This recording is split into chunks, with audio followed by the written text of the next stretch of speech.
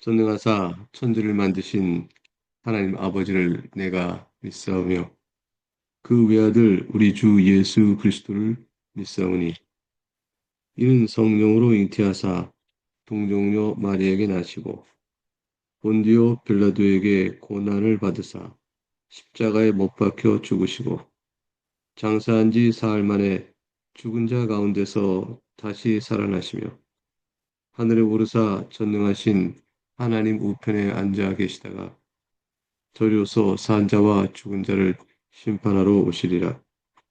성령을 믿사오며 거룩한 공예와 성도가 서로 교통하는 것과 죄를 사하여 주시는 것과 몸이 다시 사는 것과 영원히 사는 것을 믿사옵나이다. 아멘. 찬송 160장입니다.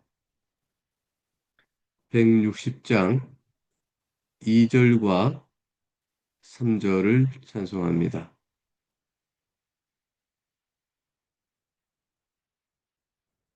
그러면 시작하겠습니다. 160장 2절과 3절. 헛되이 지키네 예수 내 구주 헛되이 봉하네 예수 내 주 원수를 다 이기고 무덤에서 살아나셨네. 어둠을 이기시고 나와서 성도 함께 길이 다스리시네. 사셨네, 사셨네. 예수 다시 사셨네. 거기 못 가두네 예수 내 구주 우리를 살리네 예수 내 주 원수를 다 이기고 무덤에서 살아나셨네 어둠을 이기시고 나와서 성도 함께 길이 다스리시네 사셨네 사셨네 예수 다시 사셨네. 기도하겠습니다. 사랑과 긍휼이 풍성하신 하나님 아버지, 오늘 이 아침에 사랑하는 교우들과 함께 주 앞에 모입니다. 오늘도 정해진 성경 본문을 따라 요한복음을 읽어갑니다. 특별히 주님께서 부활하신 놀라운 사건을 보여주는 무덤이 비어진 빈 무덤의 사건을 봅니다. 하나님 아버지, 우리가 부활하신 주님을 만나고 또 그를 통해서 영원한 생명을 받는 큰 구속의 은혜를 받았으니 이 일로 인하여 우리 심령에 뜨거움이 있게 하시고 감사 있게 하시고 살아간 인생의 의미와 목적과 그 가치와 고귀함을 우리가 좋게 알아가도록 인도해 주옵소서. 주님께 영광을 돌립니다. 주님께 감사를 돌립니다. 예수님 이름으로 기도하옵나이다. 아멘. 오늘 우리가 함께 살피는 본문의 말씀은 사월 5일 주일 내일 아침에 읽을 멜석의 본문을 오늘 하루 먼저 앞서 봅니다. 부활하신 그리스도의 본문이 오늘 우리에게 앞에 놓여 있습니다. 요한복음 20장 1절부터 18절까지의 말씀입니다. 그 말씀을 따로 읽겠습니다. 안식 후 첫날 일찍이 아직 어두울 때에 막달라 마리아가 무덤에 와서 돌이 무덤에서 옮겨진 것을 보고 시몬 베드로와 예수께서 사랑하시던 그 다른 제자에게 달려가서 말하되 사람들이 주님을 무덤에서 가져다가 어디 두었는지 우리가 알지 못하겠다 하니 베드로와 그 다른 제자가 나가서 무덤으로 갈새 둘이 같이 다름질하더니 그 다른 제자가 베드로보다 더 빨리 달려가서 먼저 무덤에 이르러 구부려 세마포 놓인 것을 보았으나 들어가지는 아니하였더니 시몬 베드로는 따라와서 무덤에 들어가 보니 세마포가 놓였고 또 머리를 쌌던 수건은 사마포와 함께 놓이지 않고 딴 곳에 샀던 대로 놓여 있더라. 그때에야 무덤에 먼저 갔던 그 다른 제자도 들어가 보고 믿더라. 그들은 성경이 그가 죽은 자 가운데서 다시 살아나야 하리라 하신 말씀을 아직 알지 못하더라. 이에 두 제자가 자기들의 집으로 돌아가니라. 마리아는 무덤 밖에 서서 울고 있더니 울면서 구부려 무덤 안을 들여보더니 흰 옷 입은 두 천사가 예수의 시체 누였던 곳에 하나는 머리편에 하나는 발편에 앉았더라. 천사들이 이르되 여자여 어찌 우느냐 이르되 사람들이 내 주임을 옮겨다가 어디에 두었는지 내가 알지 못함이니이다. 이 말을 하고 뒤로 돌이켜 예수께서 서 계신 것을 보았으나 예수이신 줄은 알지 못하더라. 예수께서 이르시되 여자여 어찌하여 울며 누구를 찾느냐 하시니 마리아는 그가 동산직인 줄 알고 이르되 주여 당신이 옮겼거든 어디 두었는지 내게 이르소서 그러면 내가 가져가리이다. 예수께서 마리아야 하시거늘 마리아가 돌이켜 히브리 말로 라보니 하니 이는 선생님이라 하리라. 예수께서 이르시되 나를 붙들지 말라. 내가 아직 아버지께로 올라가지 아니하였노라. 너는 내 형제들에게 가서 이르되 내가 내 아버지 곧 너희 아버지 내 하나님 곧 너희 하나님께로 올라간다 하라 하시니 막달라 마리아 가서 제자들에게 내가 주를 보았다 하고 또 주께서 자기에게 이렇게 말씀하셨다 이르니라. 하나님의 말씀입니다. 하나님께 감사합니다. 사랑하는 성도 여러분, 우리 주님은 우리 어제 금요 기도에서 살폈던 것처럼 금요일 오후에 십자가에서 운명하셨습니다. 그리고 안식일 저녁부터 안식일 하루가 지난 시간에 이 시간 동안에 제자들은 절망 속에 있었고 슬픔 속에 있었고 망연자실함이 있었습니다. 그들은 예수님을 따라가면서 그들이 마음에 품었던 여러 소망, 그로 말미암아 하나님께서 다윗 시대와 같은 이스라엘의 왕국을 회복시킬 것이다. 라고 생각했던 그 모든 소망이 다 끊어져 버렸고, 왜냐하면 살아서 메시아가 못해 죽은 메시아를 이룰 수 없는 일이죠. 칠흑 같은 어둠이 그들 영혼을 짓누르고 있었습니다. 이제 토요일 저녁이 되어 안식 후 첫날이 시작됩니다. 아직은 어두운 새벽입니다. 그런데 몇 명의 여인들이 무덤을 향합니다. 막달라 마리를 비롯한 몇 사람들이었어요. 마가복음과 누가복음에 살펴보면 야고보의 어머니 마리아, 살로메 등이 막달라 마리와 함께 갔다라고 기록되어 있습니다. 그들 손에는 향품이 들려 있었습니다. 이 여인들이 왜 향품을 들고 새벽부터 무덤으로 달려갔을까요? 예수님의 시신에 향품을 바르고자 함이었죠.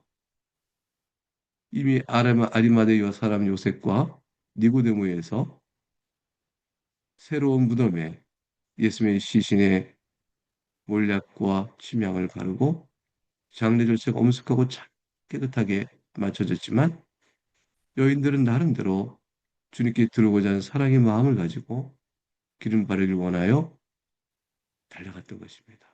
이제 안식일이 끝났으니 가자. 이제 갈 수 있어. 달려갔던 것이죠. 그럼 우리는 여기서 여인들의 마음의 열심과 주를 향한 사랑의 마음을 보지만 영적 이해 수준을 보게 됩니다. 그들은 안식일 이전에 주님께 십자가에 달려 죽으셨을 때에 그 죽으심의 과거 사건에 여전히 머물러 있던 거죠. 주님은 죽으셨어. 주님은 죽으셨다고. 그런데 그들은 예수님이 살아계신 일에 대한 생각은 조금도 하지 못했습니다. 누가 우리를 위하여 무덤문에 돌을 굴려줄까? 그 걱정을 했지만 일단 가보자 하고 달려간 그들의 사랑의 열심만이 돋보였습니다. 그러나 그들의 사랑의 대상인 예수님은 그들에게는 죽은 자였습니다. 그러나 성도 여러분, 이미 안식 후 첫날이 됐다는 사실은 무엇을 우리에게 말하죠? 예수님께서 죽으시고 사흘 만에 부활하시겠다라는 바로 그날입니다. 말씀대로 영광의 부활이 이미 이루어졌고 사망 권세는 폐허졌을 것이라는 약속의 말씀, 예언의 말씀, 그 말씀이 이루어진 날이 되어진 겁니다. 이날에는 이미 사망은 이미 삼킨 바 되어졌고 주님은 승리하신 것입니다. 그런데 이 여인들은 주님께서 죽은 자의 모습으로 있을 것이라 생각하고 시신에 대한 정결함을 위해서 기름을 준비하고 달려가고 있던 것이었죠. 와보니 돌이 무덤에서 옮겨졌습니다. 깜짝 놀라게 됩니다. 아니 이게 어쩐 일인가? 그들은 베드로와 다른 제자인 요한에게 막 달려갑니다. 그리고 다급하게 외쳤죠. 사람들이 주님을 무덤에서 가져다가 어디 뒀는지 우리가 모르겠어요. 이 어쩐 일이죠? 이 말을 듣고 베드로와 요한이 막 달려나가야 합니다. 무덤을 향해 다름질합니다. 요한은 둘이 같이 달렸지만 요한이 먼저 달려가 도착해 봅니다. 들여다보고 베드로가 뒤따라 무덤 안으로 쑥 들어가 보았습니다. 그곳에서 본 것은 정말 알 수 없는 일이었습니다. 주님의 시신이 없어진 것이죠. 아니, 십자가 달려 그가 죽으신 게 분명했고 옆구리를 찔렀을 때 물과 피가 나왔고 그런 분이 어디로 갔단 말인가? 누가 도둑질했단 말인가? 근데 묘하게도 시신을 감쌌던 세마포는 그대로 있었습니다. 머리를 쌌던 수건은 세마포와 함께 놓이지 않고 딴 곳에 쌌던 대로 놓여 있었습니다. 즉 머리에 썼던 수건은 수건 그 자리에, 세마포는 세마포 그 자리에. 아니 그렇다면 몸은 어떻게 빠져나가고 누가 이렇게 예수님 시신을 훔쳐가고 이 세마포와 머리를 마치 그가 입고 있던 것처럼 그대로 놓았단 말인가? 이 모든 것은 수수께끼였습니다. 그렇다면 이것은 예수의 시신을 누가 훔쳐가고 정리했거나 아니면 또 한 가지 가능성이 뭘까요? 부활하셨나? 바로 그것일 것입니다. 스스로 수의를 벗으시고 영광스러운 생명의 모습으로 생명의 능력으로 부활하신 것인가? 이 둘 중에 하나일 것입니다. 근데 제자들의 반응은 이 중에 어떤 것이었을까요? 그들은 예수의 시신이 없어졌다는 사실만을 확인하고 돌아갑니다. 8절에 보게 되면 그들이 보고 믿더라 이렇게 되어 있죠. 그때야 무덤에 갔던 그 다른 제도 들어가서 보고 믿더라. 그러나 이 보고 믿더라는 것은 예수의 부활을 믿은 것이 아닙니다. 무슨 일인가 벌어졌구나 라는 것이었어요. 아직 이들은 성경 9절에 죽은 자 가운데 다시 살아야 하신 말씀을 아직 알지 못하더라. 이들이 믿었다는 것은 예수님의 시신이 사라졌다는 사실, 뭔가 어떤 일이 벌어졌다는 사실에 대한 믿음뿐이었습니다. 그들은 그 답을 올바르게 깨닫지 못한 채 집으로 돌아갔습니다.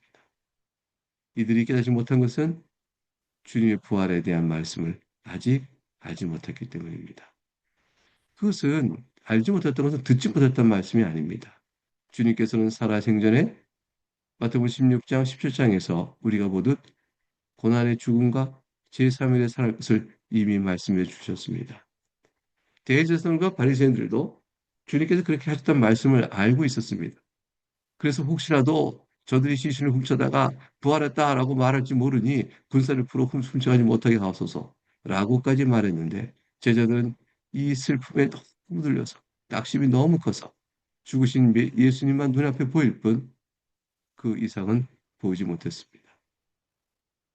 시편 16편이나 이사야 53장 등 구약 성경에 끊임없이 증언하였던 내용 메시아 부활에 대해서도 제자들은 무지했습니다. 사랑하는 교회 여러분, 빈약한 믿음, 마땅히 가져야 될 상황에 가져야 할 믿음의 견고함은 말씀에서 옵니다. 반대로 빈약한 믿음은 말씀의 무지에서 옵니다. 여러분의 믿음은 말씀에 대한 이해와 정확한 깨달음과 그것은 확신 위에 서 있어야 합니다. 말씀에 대한 확고한 신뢰가 없으면 빈 무덤이란 사실 앞에서 부활을 보지 못하고 또 합리적인 이유를 찾아 어리둥절하고 있게 되어집니다. 제자들은 집으로 돌아갔죠. 근데 마리아는 차마 발걸음이 떨어지지 않았습니다. 그녀는 무덤 밖에 홀로 서서 울고 있었습니다. 11절에 나오는 마리아의 울음은 그냥 눈물만 흘리는 울음이 아닙니다. 가슴을 저미는 쓰라린 고통 속에서 주님을 향한 사랑의 마음이 너무나 안타까워서 도무지 억누르지 못해 터져 나오는, 꾹꾹 눌렀으나 마침내 터져 나오는, 예수님이 시신 어디 갔단 말인가? 돌아가신 주님, 이제 그 시신마저 내가 어디로 갔는가? 라는 통곡이었습니다. 그것은 예수님을 상실한 슬픔이었고 절망의 벽에 부딪혀 우는 울음이었습니다. 마리아가 울면서 다시 무덤 안을 들여다봅니다. 그때 놀라운 것을 봅니다. 흰옷을 입은 두 천사가 예수님의 시체 뉘었던 머리편과 발편에 앉아 있는 걸 보게 됩니다. 천사가 마리아에게 말을 걸죠. 여자여, 어찌하여 우느냐? 그런데 마리아는 너무나 큰 슬픔에 젖어 있어서 이들이 천사인지 인식하지 못한 채 대답했습니다. 사람들이 나의 주님을 옮겨다가 어디 둔지 내가 알지 못함이니라. 이 말하고 뒤로 돌이켜 서 계신 예수님을 보게 되었습니다. 그런데 예수님 이제 여전히 모르고 있죠. 그저 등산직인 줄만 생각을 했습니다. 부활에 대한 생각을 조금이라도 했었다면, 혹시 살아나신 건가? 라는 생각을 조금만 했다면, 그 슬픔의 여지 속에서도 이 어떤 상황이 이상하게 여겨졌을 것이고, 주님을 향해 알아보는 그런 기회가 있었을 것입니다. 근데 그러지 못했던 것이죠. 예수님께서 천사들과 했던 질문과 똑같은 질문을 던지셨습니다. 여자여, 어째 울며 누구를 찾느냐? 사랑하는 교회 여러분, 어찌 우느냐라는 말은 울고 있는 이유를 모르는 것이 아니고 또 나무라며 책망하고 있는 것도 아닙니다. 마리아의 영혼을 깨우는 거죠. 마리아야, 내가 부활을 말하지 않았더냐? 울 이유가 없다. 울 일이 아니요. 그 영광스러운 모습 앞에 기뻐할 이다. 라고 마리아의 영혼을 이렇게 만져 깨우는 말씀인 것입니다. 지금은 기쁨에 따른다. 내가 사망 권세를 이기고 이처럼 살아나느니라. 마리아는 그러나 여전히 슬픔에 눈이 가려져 있었고 주님을 알아보지 못했습니다. 그야 이렇게 말했죠. 주여, 당신이 옮겼거든 어디 두었는지 내게 이르소서. 그러면 내가 가져가리이다. 여전히 시신을 찾고자 하는 슬픔의 고백과 탄식이 반복되고 있습니다. 자비로우신 예수님은 마리아를 책망하지 않으십니다. 우리의 더디 믿는 신앙, 주적거리는 신앙, 이 상황의 연약함과 미성숙함을 주님은 다 아십니다. 그리고 부드럽고 친근한 음성으로 마리아 이름을 부르십니다. 마리아야. 이 한마디에 마리아는 순간 모든 절망이 사라져 버립니다. 아니 그 음성은 기억하던 음성이요? 그 음색 또한 잘 아는 음색이었습니다. 늘 자신을 따뜻하게 불러주던 그 음성. 이제 돌아가셨고 그 참담한 죽음을 당한 주님은 다시는 그분에게서 듣지 못할 줄 알았던 그 자신이 그토록 사랑한 주님의 음색, 그 부드러운 음성, 그것이 자기 귓전을 바로 때린 거죠. 바로 기억나는 바로 음성이었습니다. 그래서 주님은 마리아는 전율하게 되죠. 아니, 선생님, 라보니 이렇게 외치게 됩니다. 나의 선생님, 살아생기 넘치는 놀라움의 충격에 덮여진 희망의 목소리가 이곳에 담겨 있습니다. 이게 정말일까요? 라는 거죠. 어떤 슬픔도 부활하신 주님 앞에서는 생명으로 바뀝니다. 어떤 괴로움도 부활하신 주님 앞에서는 다시 살아갈 힘으로 바뀌게 되어집니다. 인격적 부르심 앞에서 주님께서 오늘 여러분의 이름을 부르죠. 여러분의 이름을 부르시는 주님의 음성을 들어보세요. 여러분이 어느 자리에 있습니까? 어느 곳에 있습니까? 주님을 찾지 못해서 죽은 주님을 붙들고 있는 여러분의 신앙이라면 여러분 절망 앞에서 울고 있을 거예요. 그러나 십자가는 여러분의 신앙의 십자가는 죽은 주를 말하는 것이 아닙니다. 여러분의 십자가의 신앙은 살아계신 주님을 말하는 것이죠. 그리고 마리아야 이렇게 부르시는 것처럼 여러분의 이름을 부르시는 주님이십니다. 그 앞에서 라보니 나의 선생님, 나의 주인님, 나의 주님 이렇게 고백한 것처럼 여러분 그 음성 앞에 주님은 뭐라고 고백하겠습니까? 나의 주님, 나의 생명의 주, 나의 위로이시며 나의 소망이신 주님. 주님을 붙듭니다. 마리아가 예수님을 붙들려 하죠. 너무 기뻐서 붙들려 하자 예수님께서 말씀하십니다. 나를 붙들지 말라. 내가 아직 아버지께 올라가지 아니하였느냐. 이것은 예수님이 부활한 몸을 사람의 손이 대면 부정이 탄다. 그래서 아버지께 올라가지 못한다. 뭐 이런 식의 오해를 하면 안 됩니다. 주님은 마리아에게 더 깊은 영적 진리를 알려주는 것이죠. 마리아야, 네가 나를 다시 놓지 아니하고 육체적으로 나를 붙들려 하느냐? 그러나 마리아야, 네가 이제 알아야 될 것이 있다.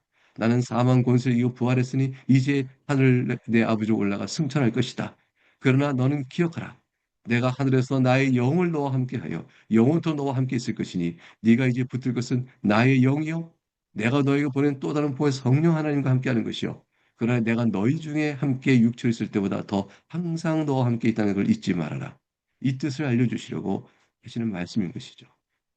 사랑하는 우리 주님과의 영원한 교제와 교통은 승천하신 주님께서 그의 영을 보내심으로 함께합니다. 여러분은 결코 홀로 있지 않습니다. 여러분 눈앞에 그리스도가 눈으로 보고 있는 대로 있지 않다고 하여 여러분이 홀로 있는 것이 아닙니다. 마리아여 부르신 예수님, 여러분의 이름을 부르신 주님께서는 여러분이 주님 향하여 나의 주님 이렇게 고백하고 나올 때 그때 바로 성령 하나님께서 여러분과 함께 있는 것이요. 그 성령께서는 그리스도의 영이신 것입니다. 여러분 혹시 승리하신 주님을 믿는다고 입술로 고백하십니까? 근데 실제 삶 속에서는 죽은 예수를 붙들고 있는 거 아닐까요? 아직도 예수님의 장례를 치르듯 무기력하게 무덤가에서 울고 있는 것은 아니겠습니까? 무덤가에 울고 있는 것은 주님을 위한 울음이지만 주님께서 나를 위해 울지 말고 너희를 위하여 울라고 하셨어요. 우리가 절망과 슬픔에 갇혀있는 자신을 보고 울라고 하셨어요. 주님은 승리하신 분이기 때문이죠. 사랑하는 교회 여러분, 빈 무덤은 부활을 말해줍니다. 그러나 믿음 안에 보고 말씀에 서 있지 않은 빈 무덤에서 그리스도의 살아계신 부활을 보지 못합니다. 결국 부활의 확증은 하나님의 말씀에 있는 것이죠. 말씀에 확고한 신뢰가 없으면 어떤 증거도 영혼은 깨닫지 못합니다. 빈 무덤조차도 부활의 실질적 확정적인 증거가 아닌 것이 되어지는 것이죠. 사랑하는 교회 여러분, 부활하신 주님께서는 오늘 이 아침에 여러분 한 사람 한 사람 이름을 부릅니다. 여러분이 곤고한 인생길에서 가슴을 저미며 소리내어 울 때가 있을 때 혹시 그러합니까? 주님은 그 눈물을 보시고 함께 울어주시며 우리의 이름을 부르시죠. 어찌하여 우느냐? 어찌하여 탄식하느냐? 어찌하여 주저앉았느냐? 누구를 찾느냐? 참된 위로로 여러분에게 다가옵니다. 우리는 예수 그리스도의 장사를 지내기 위해 슬피 우는 행렬에 속한 자들이 아닙니다. 우리는 예수를 따르는 행렬, 제자의 행렬이 장사 지는 행렬이 아니라 그리스도의 승리를 찬송하며 그 승리하신 그리스도의 영광을 바라며 영원한 생명, 오늘 나와 함께 하신 그리스도의 영을 믿고 살아가는 믿음의 성도입니다. 우리는 더 이상 고통의 울음 속에 갇혀 사는 자들이 아닙니다. 부활하신 주님을 만나 존귀함을 회복하고 제자에 달려가 부활의 깊은 소식을 전하는 그런 영광스러운 복음의 증언자로 살아가는 것입니다. 여러분이 어떤 통곡과 울음이 있더라도 이제는 그 울음을 그치시기 바랍니다. 부활의 주님을 만나시기 바랍니다. 확증하시기 바랍니다. 부활의 주를 붙드시기 바랍니다. 그리고 굳건히 서서 날마다 승리의 기쁨으로 당당하게 살아가는 복된 성도 그 생년에 여러분 힘차게 걸어가시기를 주의 이름으로 축복합니다. 이제 주님께서 우리에게 가르치신 기도를 우리의 기도로 함께 올리도록 합니다. 하늘에 계신 우리 아버지 이름이 거룩히 여김을 받으시오며 나라가 임하시오며 뜻이 하늘에서 이루어진 것 같이 땅에서도 이루어지이다. 오늘 우리에게 일용할 양식을 주시옵고 우리가 우리에게 죄 지은 자를 사하여 준 것 같이 우리 죄를 사하여 주시옵고 우리를 시험에 들게 하지 마시옵고 다만 악에서 구하시옵소서. 나라와 권세와 영광이 아버지께 영원히 싸움나이다. 아멘.